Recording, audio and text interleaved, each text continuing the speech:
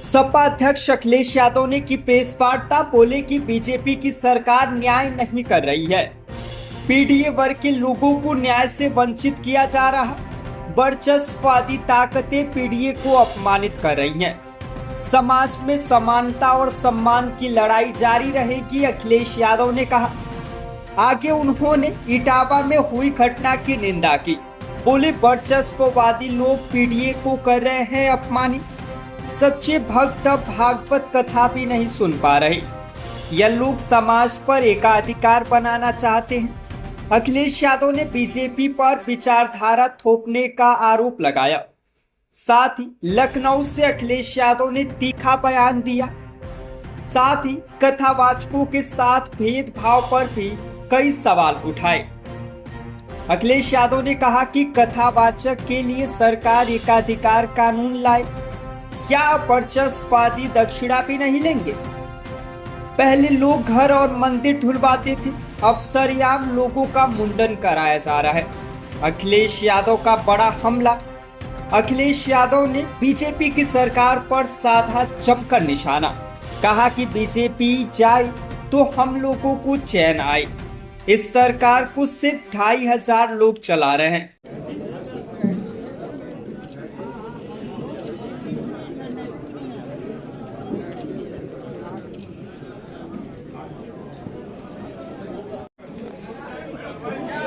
इसके अलावा हम पे रास्ता क्या है? इसके अलावा हम पे रास्ता क्या है? सर आवाज नहीं आ रही है। अरे इसके अलावा हम पे रास्ता क्या है?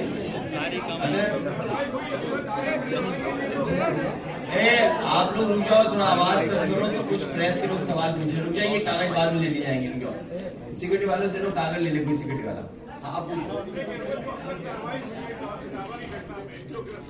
क्या कार्रवाई हुई है भाई? उसके चैन थी वो नहीं दी गई। वह ढोलक, हारमोनियम और अपमान के लिए क्या है? अपमान के लिए क्या थे सरकार ने? अभी आपको नहीं पता, ये सरकार को इन पर मुकदमा दर्ज करा दे। आपको नहीं पता क्या? अभी मुकदमा दर्ज करा देगी सरकार ने, देखिएगा आप। अखिलेश जी, जिस इटावा में ये घटना हुई है उसी इटावा में आप एक आलीशान और भव्य मंदिर बनवा रहे हैं जिसका नाम केदारेश्वर है। एजेंडा चला रहे हैं। इन तीनों लोगों में से कोई एक हिस्ट्री सीटर। बीजेपी पूरी हिस्ट्री सीटर है, ये नहीं पता आपको? पूरी पार्टी हिस्ट्री सीटर है। अखिलेश जी, जिस इटावा आप बताओ कौन सी धारा वापस ली गई मुख्यमंत्री से? बताओ, मुख्यमंत्री ने अपनी धारा कौन सी वापस ली? बताओ, डिप्टी सीएम ने कौन सी धारा वापस ली अपनी? अरे भाई, पैसे देकर कुछ भी लिखवा दो किसी से मीडिया में, हम आपके बारे में कुछ लिखवा दें तब ये कोई बात हुई? कोई भी लिखवाने लगेगा तो आखिरकार व्यवस्था को खराब किसने किया है?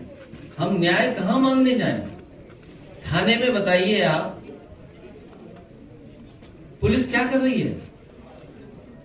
कौशाम्बी का एक एग्जाम्पलरी है एक केस। पाल समाज की बिटिया के साथ घटना हुई, उसके पिता को जेल भेज दिया, इनाम घोषित कर दिया। क्या नहीं घोषित हुआ? बताओ आप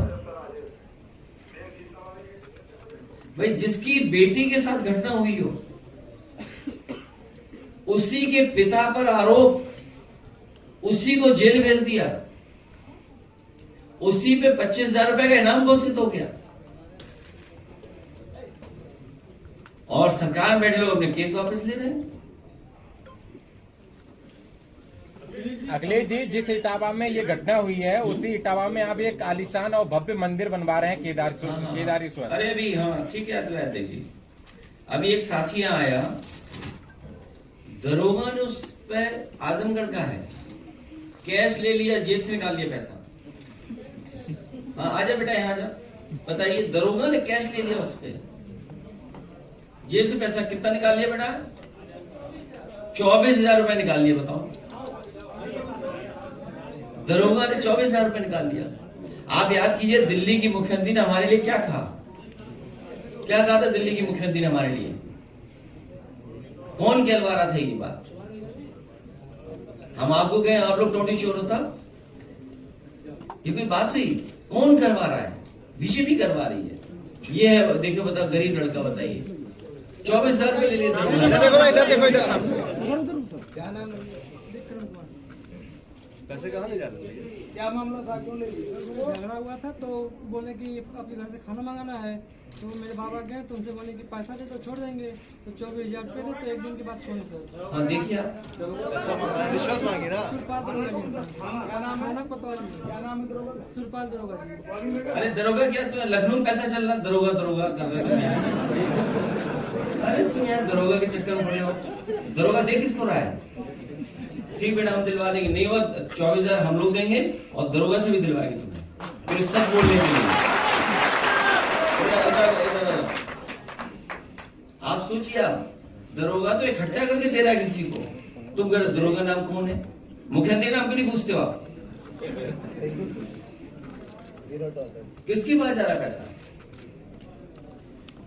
तो चुनाव आ रहे हैं इसलिए इकट्ठा कर रहे हैं लोग। पुलिस कहीं चोरी में इन्वॉल्व हो रही है तो कहीं अपराधी को भगा रही है। यूपी पुलिस कहीं क्या ये बताइए आप,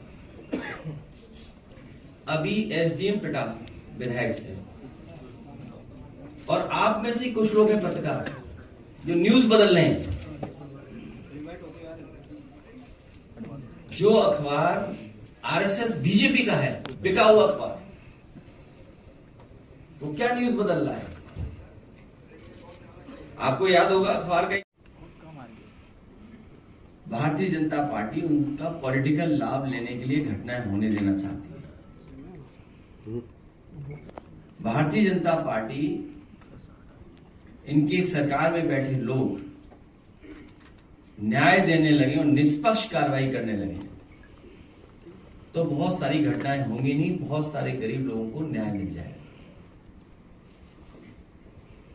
इस सरकार का रवैया क्या है, इस सरकार का रास्ता क्या है? कई मौकों पर मैंने कहा यह सरकार हार्टलेस है, अनडेमोक्रेटिक है और हर वो काम अनकॉन्स्टिट्यूशनल उसको सपोर्ट करती है। बाबा साहब भीमराव अम्बेडकर जी का संविधान, उसकी प्रस्तावना, केवल प्रस्तावना के तहत ही अगर सरकार फैसला लेने लगे तो हमारे गरीब, गांव में रहने वाले लोग, पीडीए परिवार के लोग, दलित, पिछड़े, अल्पसंख्यक और जिनके साथ अन्याय हो रहा है उनको न्याय मिलने लगे, उनका सम्मान होने लगे। इस सरकार में बैठे लोग लगातार अन्याय करा रहे हैं। वो प्रभुत्ववादी लोग, वर्चस्ववादी लोग, प्रभुत्ववादी लोग लगातार पीडीए परिवार के लोगों को डरा रहे हैं, धमका रहे हैं, अपमानित कर रहे हैं। सोचने का सवाल यह है, भागवत कथा सबके लिए है, भागवत कथा सबके लिए है।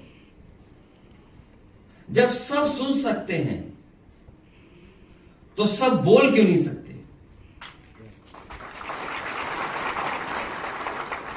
भगवत कथा अगर सबके लिए है, सब सुन सकते हैं तो सब बोल क्यों नहीं सकते हैं? भगवत कथा भगवान कृष्ण से जुड़ी है। अगर सच्चे कृष्ण भक्तों को ही भगवत कथा कहने से रोका जाएगा, भागवत कथा तो भगवान कृष्ण से जुड़ी है। अगर सच्चे कृष्ण भक्तों को ही भागवत कथा कहने से रोका जाएगा तो कोई ये अपमान क्यों सहेगा? क्यों सहेगा कोई अपमान? कुछ लोग, वर्चस्ववादी लोग, प्रभुत्ववादी लोग कथा वाचन में अपना एकाधिकार बनाए रखना चाहते हैं। ये एकाधिकार छीने नहीं उनका, वर्चस्ववादी लोगों का एकाधिकार छीने नहीं। कथा वाचन को जिन्होंने भावना की जगह व्यवसाय बना लिया है, व्यवसाय बनाने वाले लोग हमारे इटावा कथा वाचन पीढ़ी अपमान कांड उन्हीं कुछ प्रभुत्ववादी और वर्चस्ववादी की वजह से घटित हुआ है। अगर पीड़ित समाज के लोगों को इतना ही परहेज है तो घोषित कर दें कि परंपरागत रूप से कथा कहने वाले वर्चस्ववादी पीड़ित समाज द्वारा दिया गया चढ़ावा, चंदा, दान, दक्षिणा कभी स्वीकार नहीं करेंगे।